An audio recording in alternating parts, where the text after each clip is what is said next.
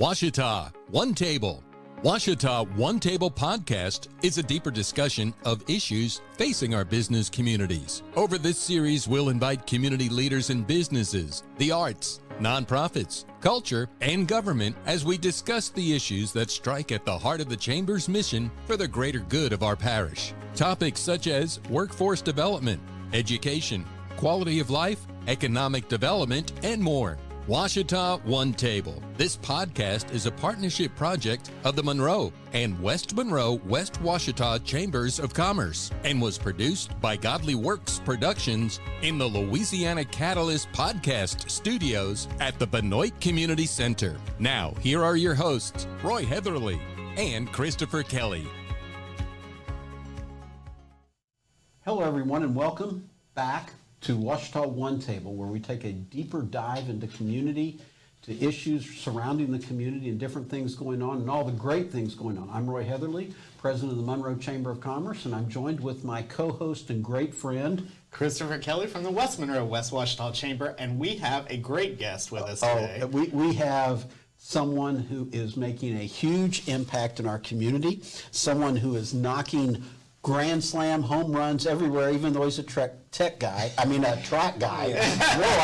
Not a tech guy. He's the chief strategy officer for our University of Louisiana Monroe, Seth Hall. Yes. Seth, welcome. Yep, thank you. So you guys were setting the bar really high, and you slip up and you say tech and just brought it right back down. No, Uncle Roy said tech. Not we said tech. Y'all, but Uncle Roy said tech. No, I'm kidding. Thank you guys for having me. No, we're proud. So let's talk about that job. Yeah. What does that mean? What does it mean? Yeah, so it's funny when people ask me, what do you do at ULM? Yeah, good question. It's like I've got a weird, unique title. Right. No, so what is it? Yeah, so let's explore it. So I'm the chief strategy officer. Mm-hmm. So what I do, I work directly for President Barry. Yeah. Which maybe I've got a little bit too much pride there. I'm really proud to say that I work for him because I just love President Barry. Yeah. And so a few of my big tasks are so I've got strategy in my title. Sure. So we just developed a strategic plan for the university, which took a year to do because we did a bottom-up approach, so we included as many people as possible in the planning phase. Right. And so that's been a big piece of it. Sure. That was developed and produced a couple weeks ago. Right. So the document, cool, you got a document, that's great. Right. Now it's the implementation phase. Sure. And so we are working across campus to build some smaller strategic plans in alignment with the big one. We're allowing people to have autonomy to do the necessary steps to reach those goals. Right. So that's part of what I do now as well.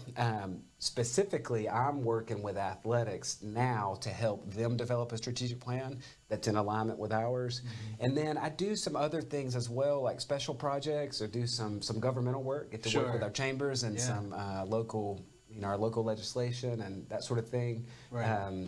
But Chris, I got to say, 2 weeks ago, it was 2 weeks ago, I think maybe today, Seth was the speaker at the Scholars Banquet, and he knocked it out of the park. He did a great story about never giving up, and he really did a fantastic job. And I just want to say congratulations. I thought it resonated with all of the seniors that were graduating there. So anyway, good job. Thank you. Now, he's saying that partly because one of the examples I used was somebody from the University of Kansas, which is where he went to school. So it resonated. And they won the national championship. All right, that's good. Okay. I do appreciate that. Thank you. So you mentioned vision. Let's pause and say what a unique time it is. We have a new president of the university. Yeah. He's brought on a whole new energy. He has a very unique vision, but he's also empowered faculty and staff in a completely new way. Yeah. Let's talk there first. Yep. What's the feeling happening at ULM? Yeah, so if I had to put our mission or vision or goals into 2 words,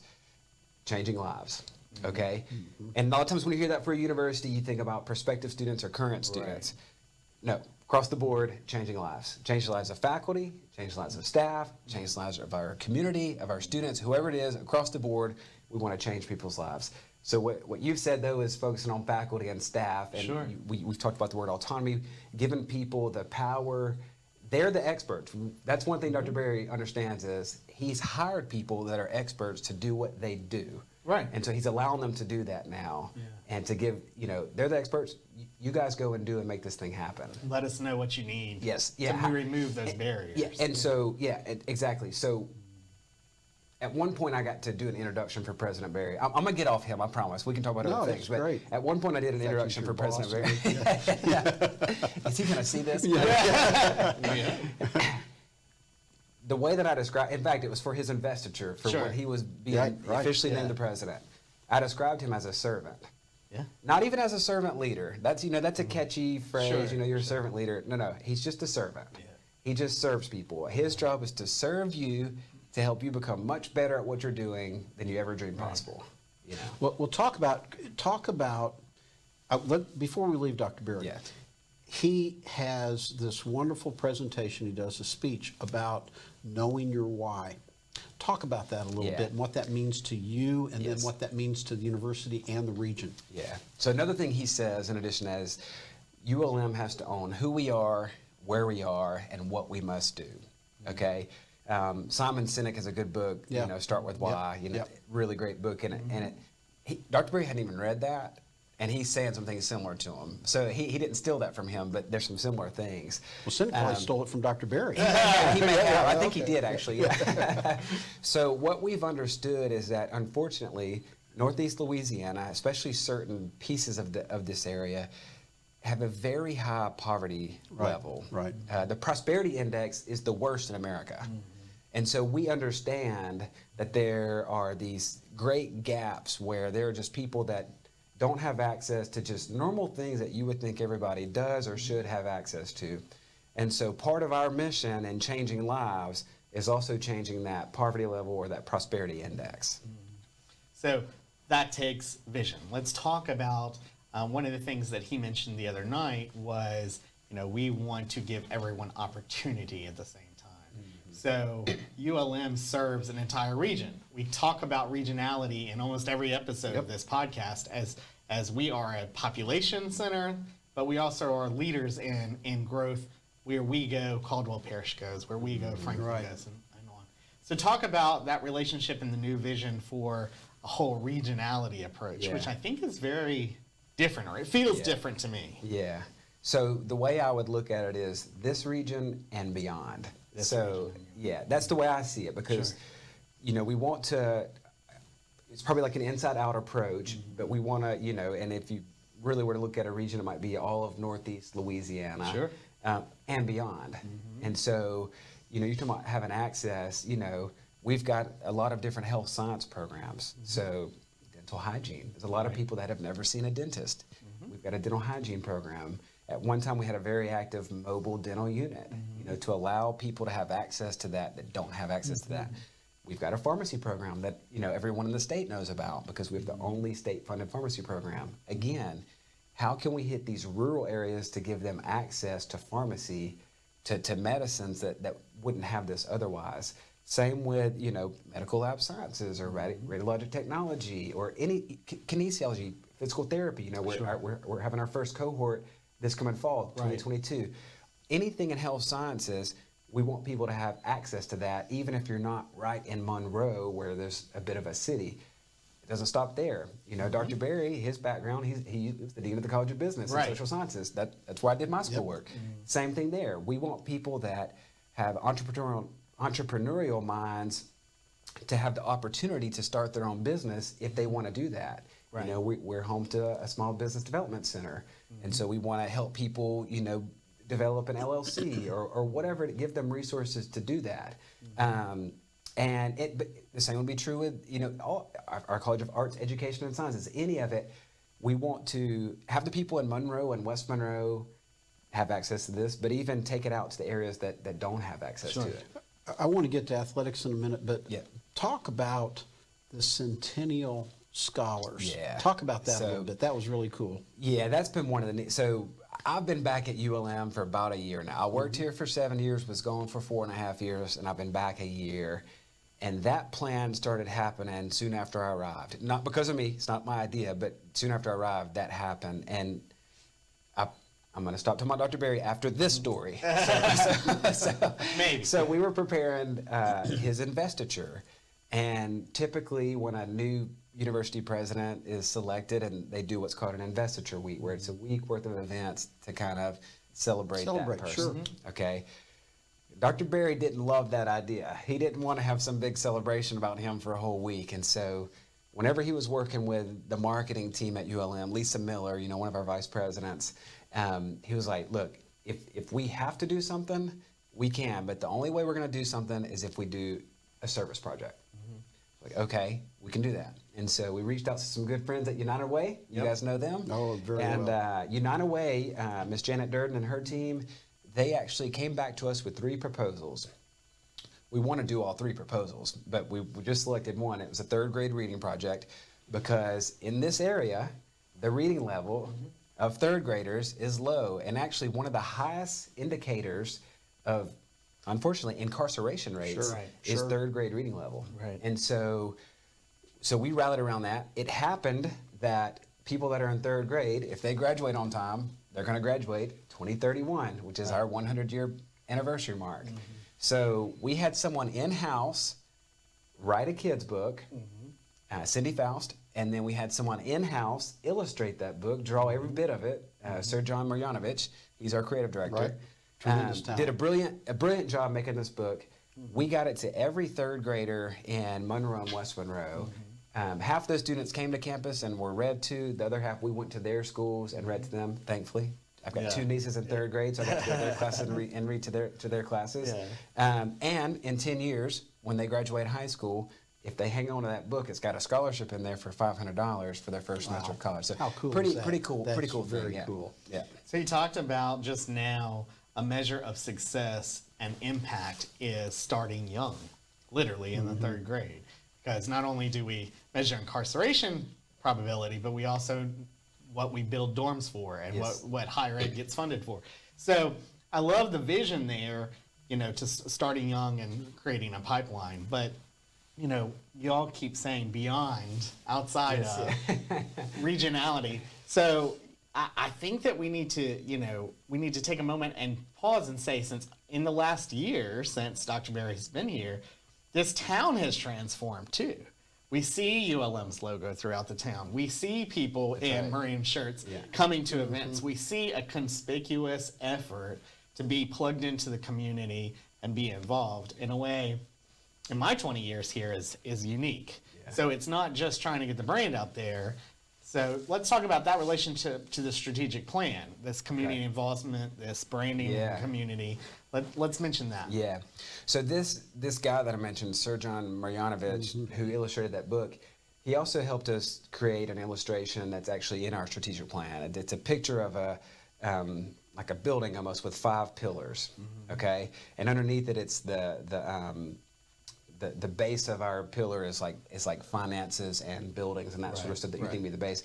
One of those pillars is community engagement, because what we've come to understand and realize is that we're trying to change everybody's lives, and the only way we're going to do that is if we have full buy-in from everybody. ULM can't just do this alone. We need the resources of Monroe and West Monroe and beyond. You know, and so that's what we want. You know, you might think of classes as what a freshman or sophomore or graduate student may take, but what about adult education? You know, what about camps over the summer for kids? What about, you know, we had our spring football game. What about a football camp for youths, or a cheer camp, or art or band camp like we did? You know, so we just realized that there's so much that the community has to offer, and there's so much talent at ULM that the university has to offer the community. To mirror back. Yeah. I love that. Yeah. Tell us about, so Dr. Berry has done a very good job of surrounding himself with great staff to match the great staff that's there. On the 6th floor, if you get off and you go through the doors and you turn left, there's an office that's tabbed the Dream Suite. So tell us how that got the name and who's all in there. So, you know, that's a very official title, by the way. We're working on getting some letters. Good. So again, I am proud to say that my home at university is in the Dream Suite. Okay, good. And in there we've got we've got a graduate assistant. It's Miss ULM, Asia Jordan. We've got our Executive Director of Marketing and Communications, Dr. Bryce Jones. I call him Bryce, but he is Dr. Bryce Jones. Our Vice President for Enrollment and University Relations, Miss Lisa Miller, who knows basically everyone. One of your mentors, actually. One of my mentors. Yeah. I would say one of the 5 most influential people in my life that aren't blood related, and she might even compete there too. Yeah. We've had a recent hire, Jamie Hanks, who her family is from this area. A lot of people know Bruce or Carol Hanks, and she is doing a lot of university relations work with us, and she's had some great experience in Baton Rouge, in Washington, D.C., even in Nashville. So she's new to the group. Miss Denise Duplichan is an administrative assistant. We are the Dream Suite because we dream, and we dream big. And in fact, I bumped into President Berry today with Bryce Jones, and Dr. Berry told us he had watched a TED Talk about how adults need to play more. They don't play like kids play, and that adults need to play more because we lose that sense of kind of being. And so Bryce and I have been cutting up in front of President Berry, actually. I was like, well, Dr. Berry, we're doing that. Yeah, we're playing. And there's a whiteboard in my office that we've been using now. And just to be honest, at first we were writing kind of not mean things, but just not nice things about each other. And so we switched it, and we said we're going to write compliments about each other. So today, Bryce Jones was a little late to work because he had a migraine. And so I wrote, Bryce Jones has a migraine because he has too much knowledge in his head, you know. That was so nice. we write nice things, That was very nice. We just dream, you know. We dream big about how we can impact the community and how we can change more lives here. And some of them are dreams that may not be possible. Right. We get that, you know, but we want to dream and want to change this place. You know, I talk about ULM as our university, and I really mean and believe that. Chris believes that. He's a graduate there. I've got 3 graduates in my family. You tell this great story when you were in college there, and how you would go to class and you would have your ULM shirt on, and someone would walk in with another institution shirt on, and how that made you feel. Talk about that a little. I think that's great. It's a great story that we all should have that kind of passion, because ULM is one of the top things in our region. It is. So talk about that a little bit. So part of the genesis of that would be that I ran track and field and cross country at ULM. So I spent a lot of hours running a lot of miles competing, and every time I competed, my jersey said ULM, you know. And so, I mean, I would run 70 to 80 to 90 miles a week, and it was for ULM, you know.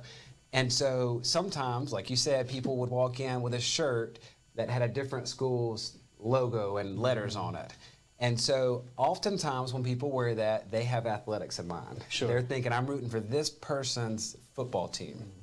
I won't say the school's names, but they're rooting for that person's football team. So what I would always say is like, hey, have you thought about this? When we graduate and there's an employer that's hiring people, would you want them to hire someone from that school or this school? Because when you wear that school here, you're telling every employer that they should hire people from that school when they should be hiring people from this school. And so I know, like, it's just hey, I'm just a fan of their sports team. No. We are ULM. This is our school. And subconsciously goes to that point. No, go ahead, Chris. No, I was just going to pivot just a little bit, and you talked about pillars, and one of the and we're talking about athletics. One thing that's unique in this strategic plan is athletics is a pillar of the plan. This is very unique in kind of branding of strategic vision. So let's talk about that. Let's talk about how that plays into this overall structure of strategic plan. So it was overwhelmingly obvious in our initial planning phases that we needed to include that. Okay, just from getting input from community, from faculty and staff, from students across the board, athletics came up. It's not normal that a university, like you're saying, would have this, like, it is big at universities, it's big for universities, but in their strategic plan, they normally don't include that there. It's normally a separate whole separate piece, For us, it's a pillar, and it's a big pillar. Because we realize that we have to, we realize how important athletics is to our region. You know, we know how big football is, how big baseball is, basketball. Of course, everyone's favorite sport, track and field, or cross country. Oh, sure, without a doubt. We realize how important it is, but we have such great athletics at our high schools, at our middle schools, and even younger than that. So we realized how important it was, and a lot of people say it's the front porch or the back porch to a university. You know, in 2012, when we had a run in football and made it to a bowl game, our application, I mean, I was working in recruitment and admissions at that point, the application count flies up. You see the correlation, what it has at a university. Right. So we recognize that, and we see that that's part of our brand, that's part of who we are, and we recognize that there's a lot of opportunities to do some things a little bit differently to really capture the big opportunity that's there with athletics. Yeah. So that's why we put it in there. Well, and when we're talking about capturing big opportunities, the other evening, President Barry said, and he prefaced it by saying, I don't know if I'm ready to say this sentence, but I will anyway. He set a goal of $250 million to go into the foundation in 10 years. Yeah. Unprecedented. Yes. Yeah. So vision, and you talk about that dream suite, y'all are really dreaming enormously big because you have high aspirations for this regional impact. Yes. So talk a little bit about those little one-liners that are appearing. Yeah. So if you read through that strategic plan, you're going to see a few lines that you're like, oh my gosh, did they put that in there? Yeah, you know? yeah. And one thing, you know, that plan, it's not the Seth Hall plan, it's not the Ron Berry plan, it's ULM's plan. Derived from the bottom up. From bottom up. And so, yes, I did have, you know, several of us worked together to kind of push it together and make sure there's not duplicated pieces in there. Sure. But the one thing that, you know, we kept saying is it needs to be aspirational and achievable.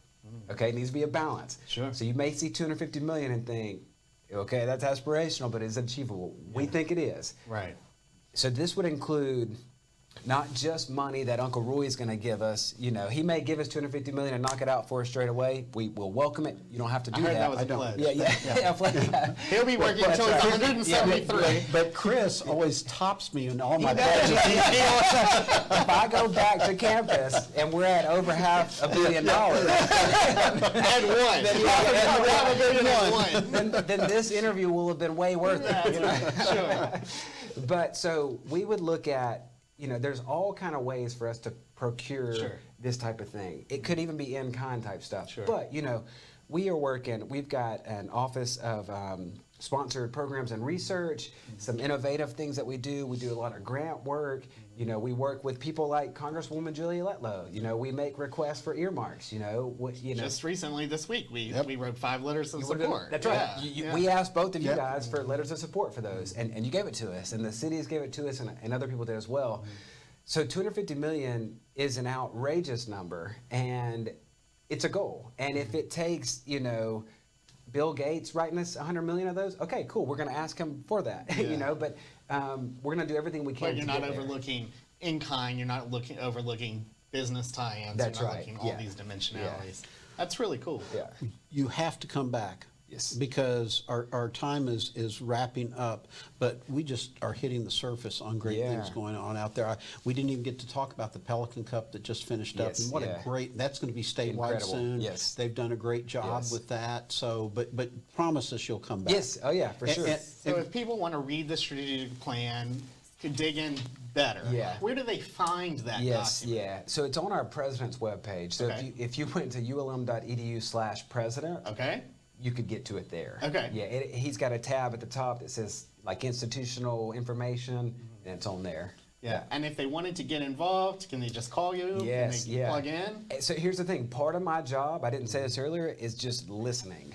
I just listen to people. So I listen to faculty, I listen to staff, I listen to students, I listen to community members. If you have something you want to tell us, tell me. Now, I'm not saying that's personal phone number. Yeah.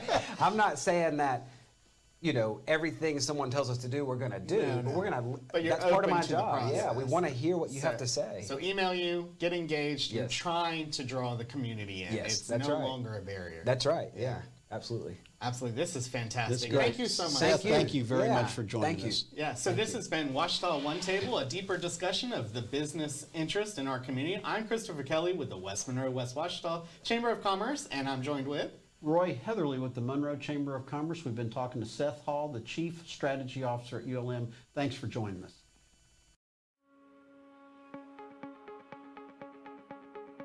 You've been listening to Ouachita One Table with Christopher Kelly and Roy Heatherly. This podcast is a partnership project of the Monroe and West Monroe West Ouachita Chambers of Commerce and was produced by Godly Works Production in the Louisiana Catalyst Podcast Studios at the Benoit Community Center.